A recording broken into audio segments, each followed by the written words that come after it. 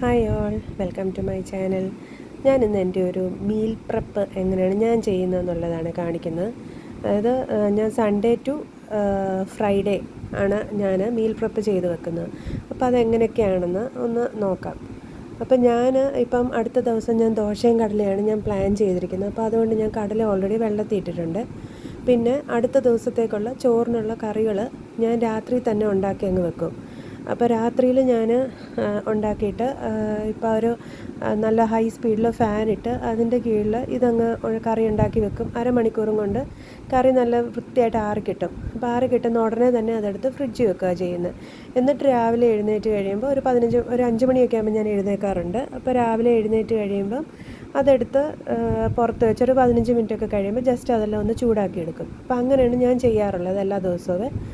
അപ്പോൾ അത് ഫ്രൈഡേ വൈകുന്നേരം, സാറ്റർഡേ പിള്ളേർക്ക് സ്കൂളില്ലെങ്കിലും ഞാൻ ഫ്രൈഡേ വൈകിട്ട് അങ്ങനെ ചെയ്ത് വെക്കും. കാരണം സാറ്റർഡേ മിക്കപ്പോഴും ഞാൻ എന്തെങ്കിലും ബിരിയാണിയോ ടൊമാറ്റോ റൈസോ ഗീ റൈസോ അങ്ങനെ എന്തെങ്കിലും സിമ്പിളായിട്ടുള്ള കാര്യങ്ങളായിരിക്കും ചെയ്യുന്നത്. ചോറും കറികളും അങ്ങനെ പൊതുവേ നോക്കാറില്ല.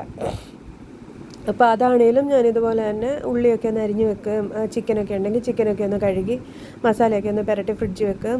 അങ്ങനെയൊക്കെ ചെയ്യും. അപ്പോൾ ഇത് എല്ലാ ദിവസവും രാവിലെയാണ് ഞാൻ ഇതിങ്ങനെ തീരുമാനിക്കുന്നത്. ഓക്കെ, നാളത്തേക്ക് ഇന്നത് ഉണ്ടാക്കാം എന്ന് ഒരു പ്ലാനിങ്ങിൽ വരുന്നത്. അപ്പം ഞാൻ വെജിറ്റബിൾസ് വാങ്ങിക്കുമ്പോൾ തന്നെ ഒരാഴ്ചത്തേക്കുള്ള വെജിറ്റബിൾസ് ആയിരിക്കും വാങ്ങിക്കുന്നത്. അപ്പം ഞാൻ ഇതുപോലെ തന്നെ അരിഞ്ഞ പച്ചക്കറികളാണ് എപ്പോഴും വാങ്ങാറുള്ളത്. അപ്പോൾ ഇത് ഞാൻ ബീട്രൂട്ടാണ് എടുത്തിരിക്കുന്നത് തോരൻ വെക്കാൻ വേണ്ടിയിട്ട്. അപ്പോൾ ഇത് തൊട്ട് അരിഞ്ഞ് ഞാൻ വാങ്ങിച്ചിട്ട് ഞാനതങ്ങ് ഫ്രീസ് ചെയ്ത് വെക്കുക ചെയ്യുന്നത്. അപ്പോൾ ഫ്രീസറിൽ നിന്ന് പിന്നെ കറി വെക്കാൻ നേരം എടുക്കുമ്പോൾ അത് നേരത്തെ അത് വെളിയിൽ വെച്ച് ഐസ് പോകാനൊന്നും ഞാൻ വെക്കുകയില്ല. ഐസോടെ തന്നെ ഇടും. കാരണം ഐസ് പോകാൻ വെക്കുമ്പോൾ അത് ഇത്തിരി ഇങ്ങനെ ഒരു അളിഞ്ഞ പോലെ ഇരിക്കും. അപ്പം നമ്മൾ ഐസോടെ തന്നെ അതിട്ട് ഉണ്ടാക്കുകയാണെങ്കിൽ നല്ല ഫ്രഷായിട്ട് തന്നെ പച്ചക്കറി ഇരിക്കും. അപ്പം ഞാനിതുപോലെ തന്നെ പച്ചക്കറികളെല്ലാം വാങ്ങിച്ച് നേരെ ഇട്ട് ഫ്രീസ് ചെയ്യും. ഉള്ളി അങ്ങനത്തെ ഒന്നും ഫ്രീസ് ചെയ്യില്ല കേട്ടോ. ഉള്ളി, കിഴങ്ങ് അതൊന്നും ഫ്രീസ് ചെയ്യില്ല. അല്ലാതെ നമ്മൾ തോരന്, അവിയൽ അങ്ങനെയൊക്കെ വാങ്ങിക്കുന്ന പച്ചക്കറികളുണ്ടല്ലോ, മെഴുക്ക് പുരട്ടിക്ക് വാങ്ങിക്കുന്നത്, അതെല്ലാം കൊണ്ടുവരുമ്പോഴേ ഞാൻ ആ പാക്കറ്റെല്ലാം ഫ്രീസറിൽ വെക്കും. പിന്നെ ഉള്ളി, കിഴങ്ങ്, ഇഞ്ചി, വെളുത്തുള്ളി അങ്ങനത്തെയൊക്കെ അല്ലാതെ നമ്മൾ ഫ്രിഡ്ജിൽ സൂക്ഷിക്കാറുള്ളൂ. പിന്നെ അതുപോലെ മീനും ചിക്കനും എല്ലാം ഞാൻ 2 ദിവസത്തേക്കുള്ളേ വാങ്ങിക്കുകയുള്ളൂ. ഞങ്ങൾക്ക് എല്ലാ ദിവസവും മീനുണ്ടാവും. ചിക്കൻ ആഴ്ചയിൽ ഒരു 2 ദിവസം അങ്ങനെ എന്തെങ്കിലുമൊക്കെ കാണുള്ളൂ. അപ്പോൾ മീനും ഇതുപോലെ തന്നെ 2 ദിവസത്തേക്കുള്ള വാങ്ങിച്ച് ഇതുകൊണ്ട് ഇച്ചിരി ഉപ്പും വിനാഗിരിയൊക്കെ ഇട്ടൊന്ന് വൃത്തിയായിട്ട് കഴുകി എടുത്തിട്ട് വറക്കാനുള്ളതാണെങ്കിൽ മസാലയെല്ലാം നല്ലോണം തേച്ച് ഫ്രിഡ്ജിൽ വെക്കുകയുള്ളൂ. ഫ്രിഡ്ജിലേ വെക്കുകയുള്ളൂ, ഫ്രീസറിൽ വെക്കാറില്ല. കാരണം ഇത് രാത്രിയിലേ എപ്പോഴും ചെയ്യാറുള്ളൂ. നേരത്തെ ഞാൻ ചെയ്ത് വെക്കാറില്ല. ഞാനിപ്പോൾ ജിമ്മിലൊക്കെ പോയി തിരിച്ച് വരുമ്പം ഒരു 6:30, 6:45 ആകുമ്പോഴത്തേന് തിരിച്ചെത്തും. അപ്പോൾ ആ ഒരു സമയം വന്നു കഴിഞ്ഞാൽ ഞാൻ നേരെ അടുക്കളയിലോട്ടം കയറും. പിന്നെ മൊബൈലും കൊണ്ടൊന്നും അങ്ങ് ഇരിക്കാൻ നിൽക്കില്ല. നിന്ന് കഴിഞ്ഞാൽ പിന്നെ മടിയാവുക. അപ്പോൾ അതുകൊണ്ട് അപ്പം തന്നെ നേരെ കിച്ചണിലേക്ക് ഇങ്ങ് വരും. അതാകുമ്പം ജിമ്മിൽ പോയതിൻ്റെ ഒരു ഇച്ചിരി എനർജിയും കൂടെ കാണുമല്ലോ. അപ്പോൾ വന്നിട്ട് അപ്പം തന്നെ ഉണ്ടാക്കാനുള്ളതെല്ലാം എടുക്കും. അപ്പം ഞാൻ പറഞ്ഞല്ലോ, ഞാൻ രാവിലെ തന്നെ ഒന്ന് ആലോചിക്കും എന്ത് വേണം. ഇപ്പം നാളെ രാവിലത്തേക്ക് എന്താണ്, ഉച്ചക്കത്തേക്ക് എന്ത് വെക്കണം. അപ്പോൾ അതിൽ ഇപ്പോൾ രാവിലത്തേക്ക് ഇപ്പോൾ ദോശയാണെങ്കിൽ ഒക്കെ മാവില്ലെങ്കിൽ അപ്പം തന്നെ ഞാൻ രാവിലെ ദോശയ്ക്കുള്ള മറ്റേ അരിയും ഉഴുന്നും ഒക്കെ വെള്ളത്തിലങ്ങ് ഇടും അരയ്ക്കാനുള്ളത്. പിന്നെ അടുത്ത ദിവസത്തേക്ക് കറി വെക്കാനുള്ളത് പ്ലാൻ ചെയ്യുന്നതിൽ എന്തെങ്കിലും ഒരു കുറവുണ്ടെങ്കിൽ അത് പിന്നെ അങ്ങ് വാങ്ങിച്ചുകൊണ്ട് വരും.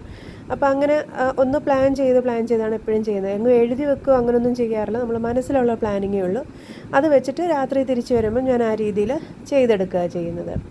അപ്പോൾ ഇന്നാണെങ്കിൽ ഞാൻ വിചാരിച്ചിരിക്കുന്ന അടുത്ത ദിവസത്തേക്ക് രാവിലെ ദോശയും കടലയും, ഉച്ചയ്ക്ക് ചോറും പുളിശ്ശേരി, ബീട്രൂട്ട് തോരൻ, മീൻ വറുത്തത്, ഇത്രയാണ് മനസ്സിൽ പ്ലാൻ ചെയ്ത് വെച്ചിരുന്നത്. അപ്പോൾ അതുകൊണ്ട് വന്നിട്ട് തന്നെ ബീട്രൂട്ട് തോരൻ അടുപ്പത്താക്കി. ഇനിയിപ്പോൾ അതാണ്ട് പുളിശ്ശേരിക്കുള്ളത് ഞാനൊന്ന് റെഡിയാക്കുകയാണ്. അപ്പോൾ അത് തേങ്ങ അരച്ചിട്ടാണ് പുളിശ്ശേരി വെക്കുന്നത്. ഒന്നാമത് തൈര് കുറവായിരുന്നു. അപ്പോൾ അതുകൊണ്ട് തേങ്ങ അരച്ചിട്ട് പുളിശ്ശേരി വെക്കും. പിന്നെ പൊതുവേ ഞാനിവിടെ തേങ്ങ അരച്ചാണ് പുളിശ്ശേരി വെക്കുന്നത്. കാരണം അതിൻ്റെ ടേസ്റ്റ് എനിക്ക് കൂടുതലും ഇഷ്ടം. അപ്പോൾ തേങ്ങ അരച്ചിട്ട് ചെയ്യുന്നുണ്ട്.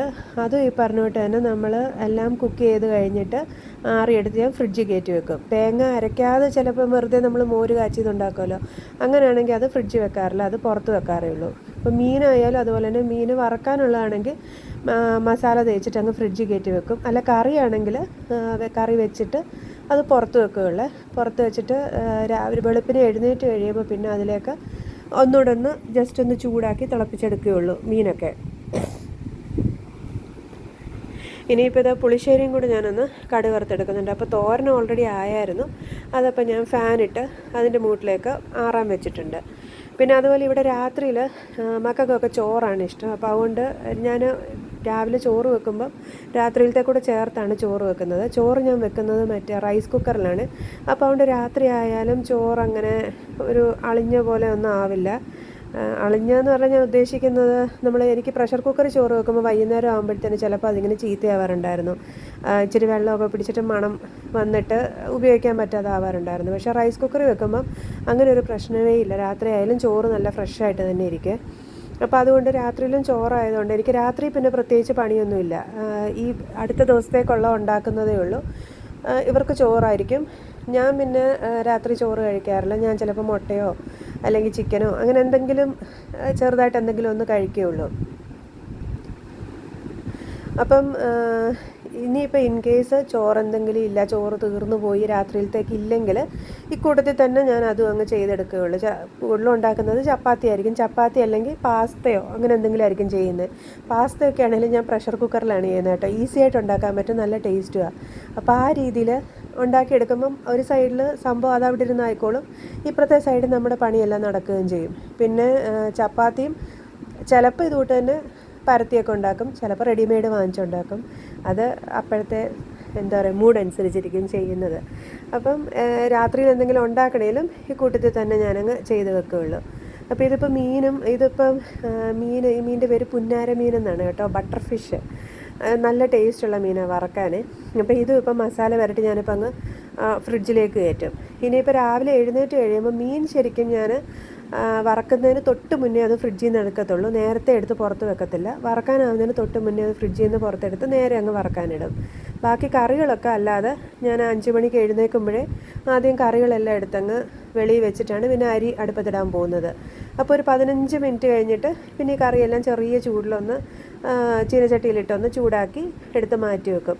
അപ്പം ഞാൻ പറഞ്ഞല്ലോ, ഞങ്ങൾ ഇവിടെ രാത്രി ഒരു 7-7:30 മാക്സിമം ആ സമയം കൊണ്ട് ഞങ്ങളുടെ ഡിന്നർ കഴിയേ. അപ്പോൾ അതുകൊണ്ട് ഞാൻ കറി എല്ലാം കൂടെ ഒറ്റയടിക്കെടുത്ത് ചൂടാക്കുന്നത്.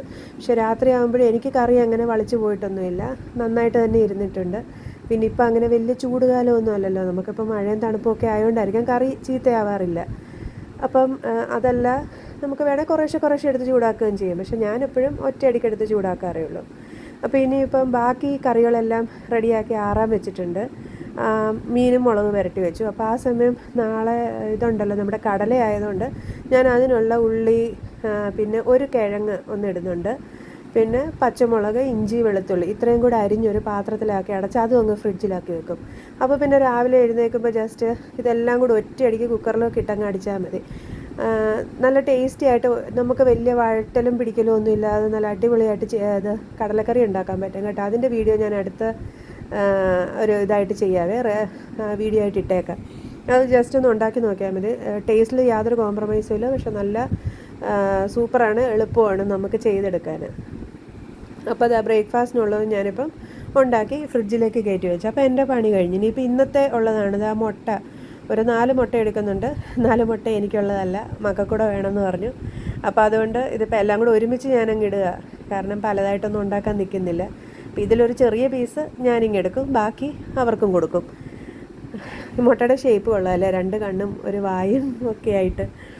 അപ്പം ഇതിപ്പം ഞാനങ്ങനെ ബുൾസൈ ആയിട്ട് എടുക്കാറില്ല കേട്ടോ, കാരണം പലപ്പോഴും പല പക്ഷിപ്പനി, ആ പനി, ഈ പനി എന്നൊക്കെ എടുക്കുന്നതുകൊണ്ട് ഞാനങ്ങനെ ബുൾസൈ പൊതുവേ ഉണ്ടാക്കാറില്ല. ഇപ്പോൾ ഉണ്ടാക്കുകയാണെങ്കിൽ ഇത് മറിച്ചിട്ടിട്ട് 2 സൈഡും നല്ലോണം മൂപ്പിച്ചേ എടുക്കാറുള്ളൂ. ഞാനപ്പോൾ അതിന് പിള്ളേരോട് കൊറിയൻ മുട്ടയാണെന്നും പറഞ്ഞിട്ട് ഇത് പറയുകയും ചെയ്യും.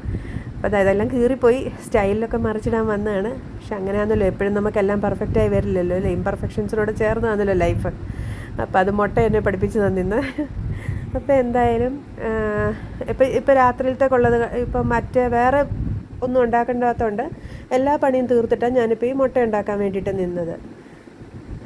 അപ്പോൾ മുട്ടയെല്ലാം അവിടെ ഉണ്ടാക്കി കഴിഞ്ഞു. അത് ആ സമയം കൊണ്ട് എനിക്കിവിടെ തോരനെല്ലാം ആറിയിട്ടുണ്ട്. അപ്പോൾ അത് ഞാനൊരു ചെറിയ പാത്രത്തിലേക്ക് മാറ്റി അതങ്ങ് ഫ്രിഡ്ജിൽ വെക്കും. പുളിശ്ശേരി ഞാൻ ഓൾറെഡി ഒരു ബൗളിൽ ഒഴിച്ചായിരുന്നു വെച്ചിരുന്നത്, അതും അടച്ചിനിപ്പോൾ ഞാനങ്ങ് ഫ്രിഡ്ജിലേക്ക് കയറ്റി വെക്കുകയുള്ളൂ. അപ്പോൾ ഞാൻ ഏകദേശം ഒരു 6:45 ആകുമ്പോൾ തുടങ്ങുന്ന പണി ഒരു 8 മണിയൊക്കെ ആകുമ്പോഴത്തേന് എനിക്ക് കംപ്ലീറ്റ് ഇത് തീർന്ന് കിച്ചണിൻ്റെ ക്ലീനിങ് വരെ കഴിയേ. അപ്പോൾ ഇത് എൻ്റെ എല്ലാ പണിയും കഴിഞ്ഞു, കിച്ചണിലെ കുക്കിംഗ് എല്ലാം കഴിഞ്ഞു, എല്ലാം എടുത്ത് ഫ്രിഡ്ജിലൊക്കെ കയറ്റി. അപ്പോൾ കിച്ചണെല്ലാം എന്താ ആകപ്പാടെ അലങ്കോലമായിട്ട് കിടക്കുകയാണ്, വൃത്തികേടായിട്ട് നോക്ക് ഫുള്ള് ഇതായിട്ട്. അപ്പോൾ ഇനി ഇതെല്ലാം ഞാനൊന്ന് ക്ലീൻ ചെയ്ത് പാത്രമെല്ലാം കഴുകി വെച്ച് കിച്ചണും എല്ലാം ഒന്ന് ക്ലീൻ ചെയ്തെടുക്കും. എന്താ ഇപ്പോൾ എല്ലാം കിച്ചണെല്ലാം ഞാൻ എന്താ ബിഫോർ ആഫ്റ്ററാണ് ഇത് ക്ലീൻ ചെയ്ത് കഴിഞ്ഞിട്ടാണ്. അപ്പം ഇങ്ങനെ ക്ലീൻ ചെയ്ത് കഴിഞ്ഞ് കഴിയുമ്പോൾ രാവിലെ നമ്മൾ എഴുന്നേറ്റ് വരുമ്പം ശരിക്കും പറഞ്ഞാൽ നമുക്ക് നല്ലൊരു ഫ്രഷ് ഒരു കിച്ചണിലേക്ക് കയറുമ്പം എനിക്ക് ഭയങ്കര ഇഷ്ടമാണ് കേട്ടോ. രാവിലെ എഴുന്നേറ്റ് വരുമ്പോൾ ഇങ്ങനെ കിച്ചൺ ഭയങ്കര ക്ലീനായിട്ട് ഫ്രഷായിട്ട് കിടക്കുന്ന കാണുമ്പോൾ ഒരു പ്രത്യേക സന്തോഷമാണ്. പിന്നെ തലേന്ന് നമ്മളിങ്ങനെ ചെയ്ത് വെക്കുന്നതുകൊണ്ട് രാവിലെ അങ്ങനെ വലിയൊരു ഹറിബറി ബഹളം ഒന്നും വേണ്ട, നമുക്ക് ഈസി ആയിട്ട് സമാധാനമായിട്ട് ചെയ്യാം. അപ്പോൾ ഇങ്ങനെയൊക്കെയാണ് ഞാൻ ചെയ്യുന്നത് കേട്ടോ.